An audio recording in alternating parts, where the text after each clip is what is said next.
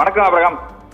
சேலம் மாவட்டம் மேட்டூர் அணையில் மத்திய நீர்வள ஆணையத்தின் ஓய்வு பெற்ற சந்திரசேகர் தலைமையிலான தமிழ்நாடு நீர்வளத்துறை குழுவினர் ஆய்வு மேற்கொண்டனர். மேட்டூர் அணையின் இடது கரை, வலது கரை, ஆய்வு சுரங்கம், கவர்னர் பாயிண்ட், நீர் அளவீட்டு கருவிகள், தானியங்கி அளவீட்டு கருவிகள், மேல் மற்றும் கீழ்மட்ட மதகு உள்ளிட்ட பகுதிகளில் ஆய்வு மேற்கொண்டு செயல்பாடுகள் குறித்து கேட்டறிந்தனர். தொடர்ந்து அணையின் கட்டுமானம், வெளியேற்ற அமைப்புகள், அணைக்கு பாதுகாப்பு தொடர்பான அம்சங்கள் உள்ளிட்ட பல்வேறு பணிகளை விரிவாக ஆய்வு மேற்கொண்டு பணிகள் குறித்தும் கேட்டறிந்தனர். மேலும் 16 கண் மதகு பகுதியில் நடைபெற்று வரும் பராமரிப்பு பணிகள், வெள்ள உபரிநீர் திறக்கப்படும் பொழுது மேற்கொள்ளப்படும் பணிகள், பாதுகாப்பு உள்ளிட்டவை குறித்து அதிகாரிகளுடன் ஆய்வு நடத்தினர்.